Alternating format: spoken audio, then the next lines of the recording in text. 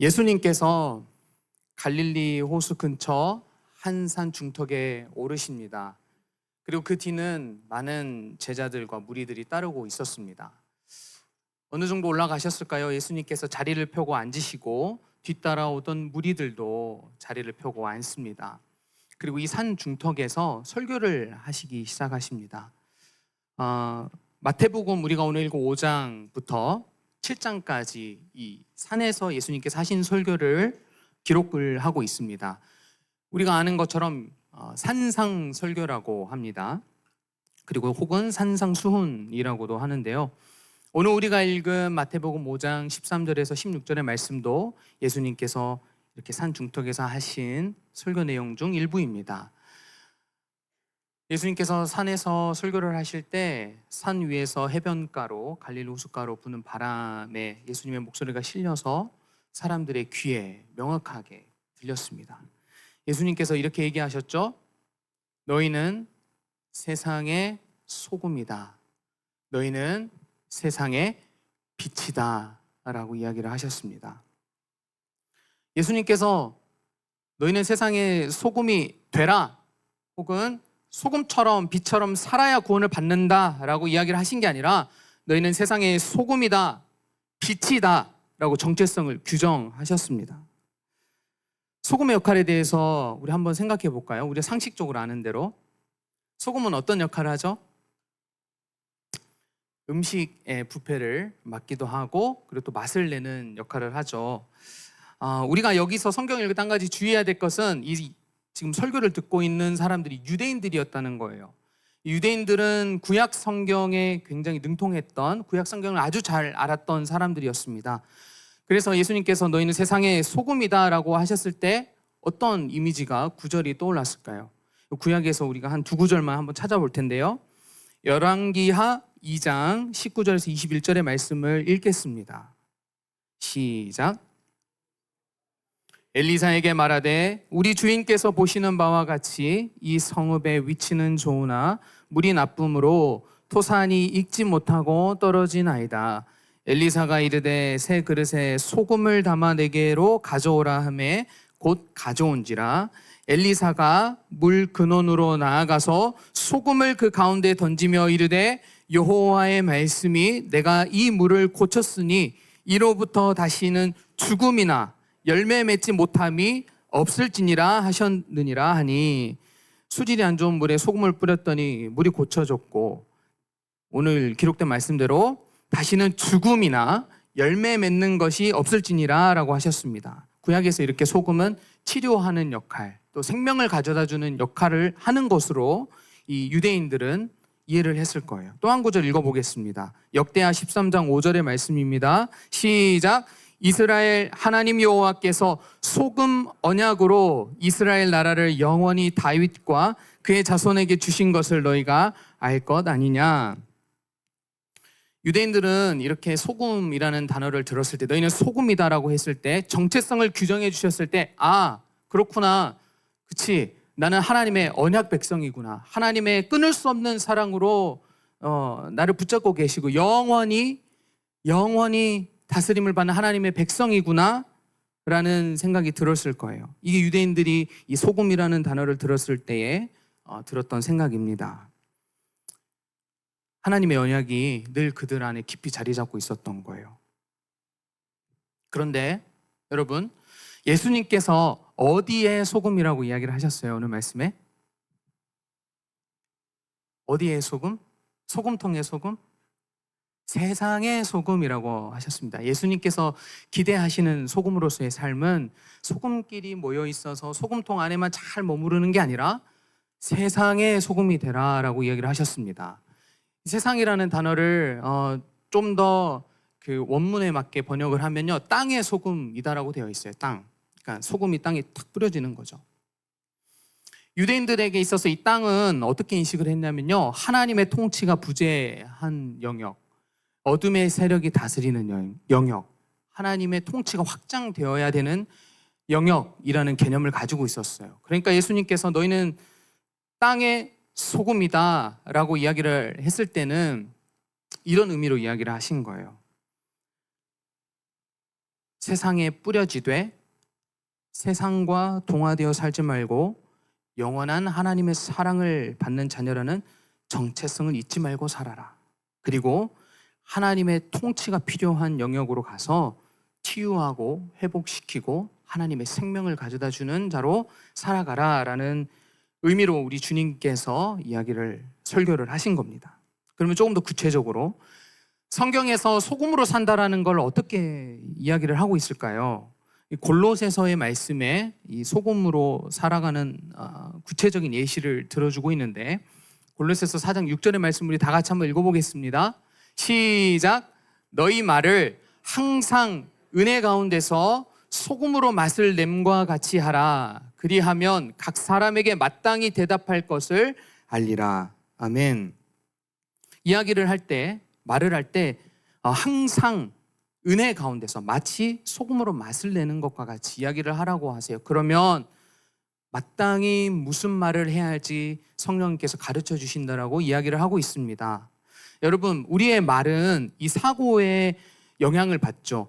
내가 나를 어떻게 바라보는가, 그러니까 내가 나를 어떻게 생각하는가, 그리고 내 옆에 친구를 어떻게 생각하는가에 따라서 우리의 언어는 달라집니다. 그런데 오늘 말씀에 보면요, 어떻게 이야기를 하라고 하시나요? 항상 은혜 가운데서. 우리는 기억해야 됩니다. 누군가를 만날 때마다 기억을 해야 돼요. 내가 누구인지. 정체성을 잊어버리면 안 됩니다.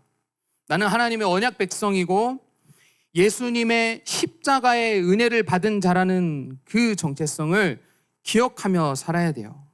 연약한 죄인임에도 불구하고 나를 놓지 않으시고 영원히 나와 함께 하시는 분이 계시며 내가 그 사랑을 받았다라는 그 인식을, 나에 대한 인식을 잊지 말고 이야기를 하라는 것이죠. 그뿐 아니라 내 앞에 있는 사람도 동일하게 나와 같은 연약한 존재이며 동일한 하나님의 은혜가 필요한 자라는 것을 잊지 않고 이야기를 하라는 겁니다. 그리스도께서 내 옆에 친구를 위해서, 예수님께서 내 옆에 친구를 위해서 돌아가셨지, 그렇게 하시기까지 사랑하셨지 라는 인식을 갖게 되는 순간부터 그 친구의 말이 들리기 시작할 겁니다. 깊은 영혼의 소리를 듣기 시작할 거예요. 거기서 진짜 경청이 있게 되고, 그러면 성령님께서 무슨 말을 해야 될지 그때부터 지혜를 주시고 가르쳐 주시는 겁니다. 이 시대는 언어가 너무 사납죠. 우리 친구들 너무 거칩니다. 역설적으로 사람들의 내면이 곤고하다라는 걸 드러내주고 있는 게 아닐까요? 거친 말을 내뱉은 사람일수록 사랑이 필요하다라는 의미로 저는 좀 해석이 되는 것 같아요. 때로는 누군가를 조금 깔아내리면서 이야기를 하는 사람들의 경우에는, 적지 않은 경우에는 내면이 곤고해서 그렇습니다. 그 사람을 낮추고 그 사람이 나보다 못하다라는 걸 느껴야 내가 조금이라도 우월감이 생기거든요. 근데 그리스도인은 그렇지 않습니다. 누군가 나의 가치를 알아줘야 되는 게 아니라 하나님이 나의 가치를 인정해 주시니 다른 사람에게도 넉넉하게 사랑을 베풀어 줄 수 있는 거죠. 이게 마치 소금이 맛을 내는 것과 같이 우리가 누군가를 대하는 태도입니다. 다시 오늘 예수님의 설교 본문 말씀으로 돌아와 볼까요? 주님께서 소금이 맛을 잃어버리면 어떻게 된다고 그랬어요? 쓸데없어. 다만 밖에 버려져 사람에게 밟힐 것이다 라고 이야기를 하십니다. 맛을 잃어버린다라는 의미는 내가 누구인지를 잊어버린다는 겁니다. 소금이 잃어버리는 건 내가 누구인지 잊어버리는 거예요. 나는 하나님의 사랑받는 자녀임을 잊어버리고 예수님께서 십자가에 베풀어 주신 사랑도 잊어버리고, 그러면 감사하지 않게 되고, 그러다 보면 내 생각이 어두워져서 어리석은 행동을 하게 되는 거죠. 예수님은 그리고 이어서요, 제자들을 향해 또 한 가지의 정체성을 이야기를 하십니다. 너희는 세상의 빛이다. 빛은 어두운 곳을 밝히 드러내죠. 그리고 무언가를 드러내는 역할을 하는 게 빛입니다. 세상의 빛으로 살아가는 것은 어둠을 물러가게 하고 하나님의 진리를 드러내는 삶을 살아라 라는 의미예요. 오늘 우리가 함께 읽은 15절의 말씀을 보면 사람이 등불을 켰다라고 되어 있습니다. 무슨 말이에요? 이 등불이 스스로 홀로 빛을 발할 수가 없는 겁니다. 당시 등불은 누군가가 올리브유 기름을, 신선한 올리브유 기름을 계속 공급해야 되고 심지를 교체해 줘야만 이 불빛이 계속 유지가 되었었어요. 여러분, 우리도 마찬가지입니다. 우리가 빛이라고 주님께서 이야기를 하셨지만 우리 스스로에게 빛이 없어요.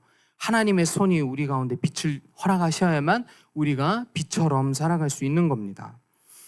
에베소서 5장 말씀을 한번 읽어보겠습니다.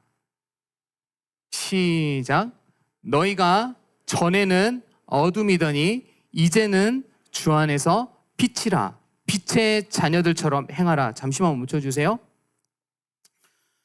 어둠이었는데 이제는 주님 안에서 빛이다. 정체성이 확고하면요, 어떻게 행동할지도 정해지는 거예요. 명확해지는 거예요. 빛의 자녀들처럼 행하라. 그리고요, 9절. 빛의 열매는 모든 착함과 의로움과 진실함에 있느니라. 계속 읽겠습니다. 주를 기쁘시게 할 것이 무엇인가 시험하여 보라. 그러므로 이르시기를 잠자는 자여 깨어서 죽은 자들 가운데서 일어나라. 그리스도께서 너희에게 비추이시리라 하셨느니라. 아멘. 잠자는 자여 할 때 어떤 친구 눈이 떠지는 걸 봤어요. 잠자는 자여 깨어 일어나라. 여러분, 오늘 방금 봤던 말씀처럼요, 우리가 전에는 어둠이었어요. 하나님의 진리에 대해서 무지했던 겁니다. 내가 어디서 왔는지, 그러니까 나는 누구인지, 나는 살아가는 이유가 뭔지, 그리고 이 땅에서 삶을 다 마치고 나는 어디로 가는가, 이 하나님의 진리에 대해서 무지했다라는 거죠. 이 어둠 가운데 있었던 우리에게 예수님께서 찾아와 주셔서 빛을 비추어 주셨습니다. 14절에 잠자는 자여 깨어서 죽은 자들 가운데서 일어나라. 우리가 죽은 자와 같았는데 일어나게 해주셨어요. 왜요? 그리스도께서 빛을 우리에게 주셨기 때문이에요. 이제 우리는 알게 됩니다. 나는 하나님의 사랑을 받는 걸작품이라는 것을 알고 있습니다. 하나님의 계획 가운데 지음받은 피조물이라는 것을 알고 있어요.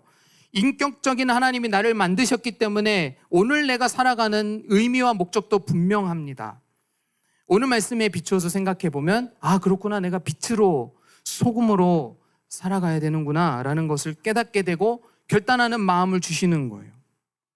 그리고 죽음 이후에는 하나님의 심판이 있고, 그렇지만 그리스도께서 십자가에서 베풀어 주신 은혜로 우리는 심판을 받지 않고 영원히 하나님과 사는구나. 우리는 하나님의 이 진리에 대해서 명확하게 알고 있습니다. 그런데 세상은 아직 어둠 가운데 있어요. 하나님의 진리를 모르고 살아가는 사람들이 여전히 우리 주변에 많이 있습니다.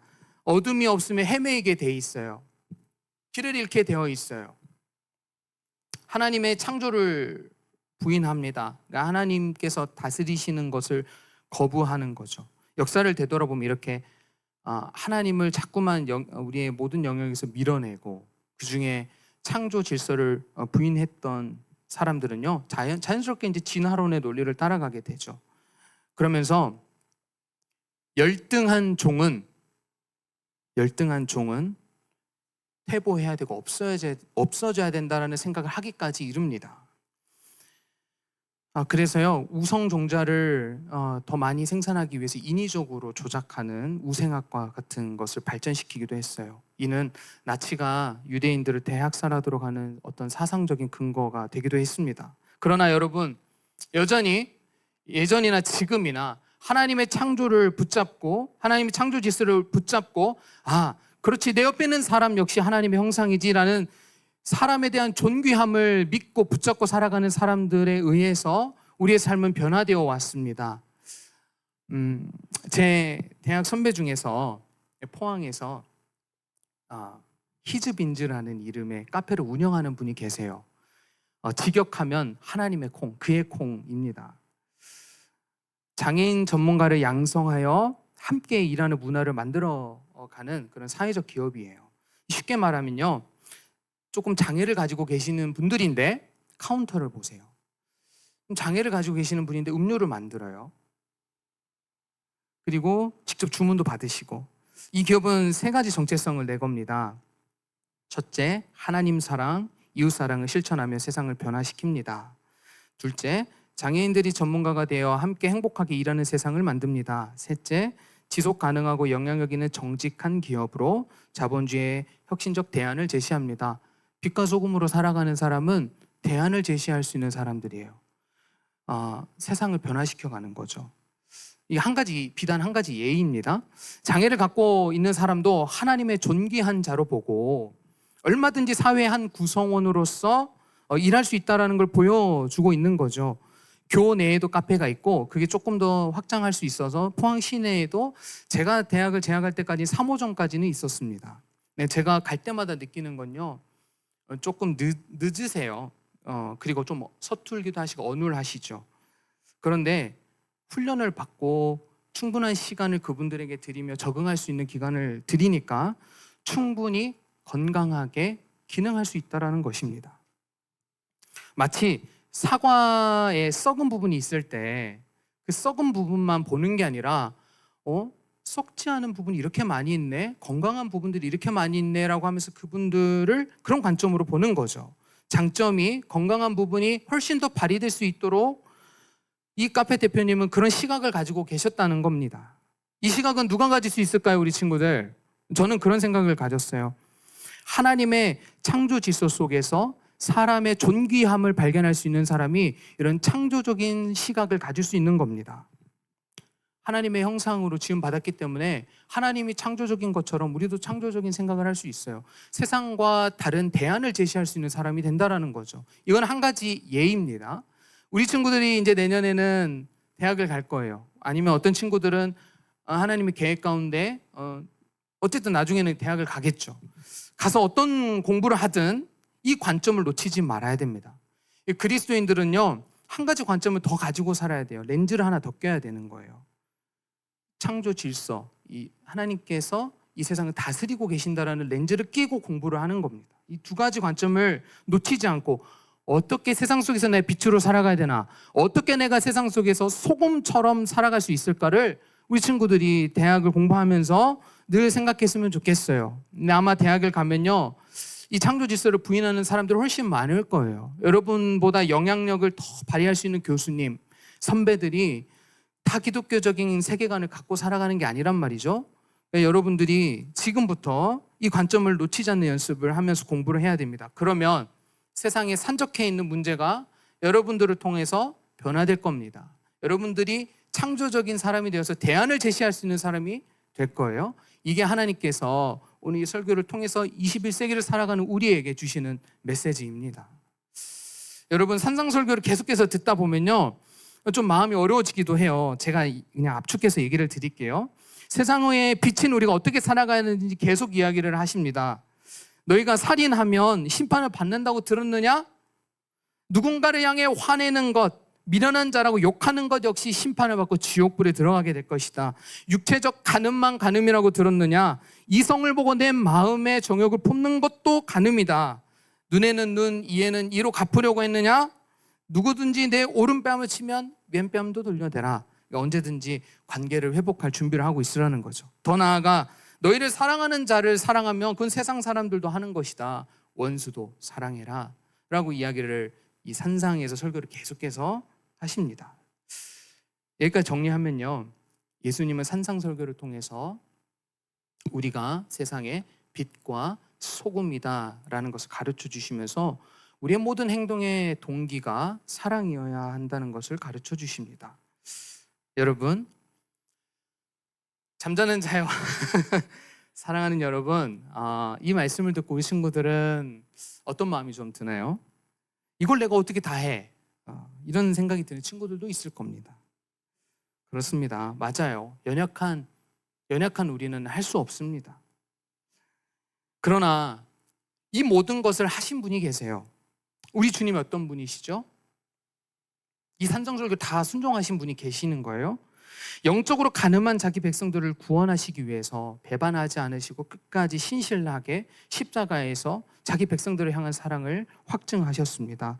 로마 군인들에게 조롱을 받고 수없이 맞으셨음에도 불구하고 되갚지 않으셨어요. 오히려 아버지, 저들을 용서해 주세요 라고 기도하시면서 십자가에 달려 죽으셨습니다. 죄로 인하여 원수된 우리를 멀리하지 않으시고 우리의 죄를 용서해 주실 뿐만 아니라 용서를 넘어 자녀로 관계를 회복시켜 주셨어요. 예수님의 희생으로 어둠 가운데 있었던 우리가, 영적으로 죽었던 우리가 다시 살아났습니다. 그래서 이제 내가 누구이며 무엇을 위해 살아야 하는지, 죽음 이후에는 무엇이 있는지 몰랐던 우리가 빛을 받아서 알게 되었죠. 여러분 꼭 기억하기 바랍니다. 여러분 한 명 한 명은 하나님의 귀한 걸작품입니다. 그리스도께서 십자가에 달려 죽으시기까지 사랑한 귀한 존재예요. 너희에게 소금이다, 빛이다 라고 말씀하시며 내 삶의 의미와 목적을 주시는 분이세요. 그분이 지금도 나의 삶을 붙잡고 이 땅에서의 여정을 다하기까지 인도하고 계십니다.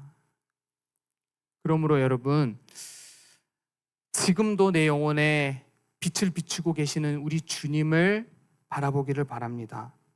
여러분, 등불은요 계속해서 신선한 기름과 그리고 심지어 공급받아야 된다는 거 기억하세요. 우리 몸도 계속해서 음식을 먹어야 활동할 수 있죠. 그런 것처럼 우리 영혼도 마찬가지예요. 주님으로부터 끊임없이 빛을 공급받아야 됩니다. 그때에 이 시대를 살리는 빛과 소금 역할을 감당할 수 있어요. 말씀을 정리하겠습니다. 오늘 15절의 말씀에 보니까 사람이 등불을 켜서 말 아래에 두지 아니하고 등경 위에, 스탠드 위에 두나니 이러므로 집안 모든 사람에게 비추이느니라 라고 말씀하셨어요. 우리 중에 누구든지 등불을 켜서 옷장 안에 넣어두거나 무언가를 덮어놓는 사람은 없을 겁니다. 방 전체를 비추기 위해서는 적재적소에 놓아서, 스탠드 위에 놓아서 방을 환히 비출 수 있게 해야겠죠. 사랑하는 여러분, 여러분의 마음 가운데 빛을 발하지 못하도록 무언가 탁 덮고 있다면 그게 뭐예요? 혹시 염려와 불안으로 여러분의 불빛을 덮어놓고 있다면 여러분 그 덮개를 다 제거하는 친구들이 되었으면 좋겠어요. 여러분 가운데 두렵고 불안한 마음이 있는 친구들이 있습니까? 하나님의 집에는 아주 작은 불빛이라도 필요하고 소중합니다. 하나님의 집에는 아주 작은 불빛이라도 소중하고 필요해요.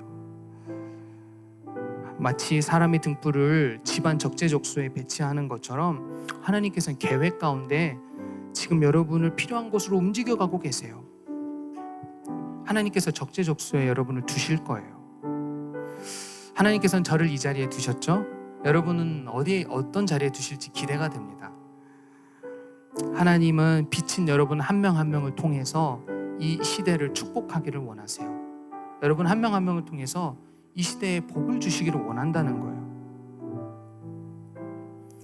그러므로 여러분 속에 불빛이 가려지고 어두운 마음이 찾아올 때마다 적용입니다. 매일 스스로에게 선포하세요. 나는 세상의 소금이다. 하나님의 언약 백성이다. 나는 세상의 빛이다. 지금도 전에 어둠 가운데 있었던 나를 찾아오셨던 그 빛이, 그 생명의 빛이 지금도 동일하게 나를 비추고 있다.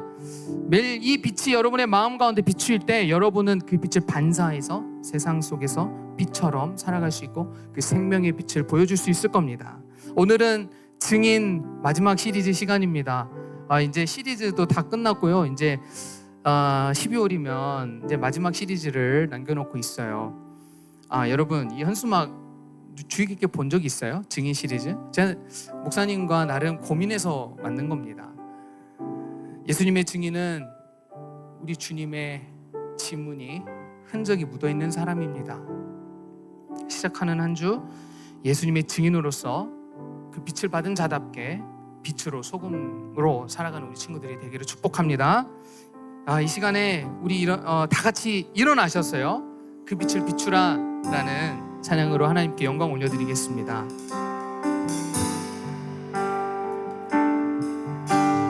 아버지 우리를 사랑하셨네. 아버지 우리 사랑하셨네.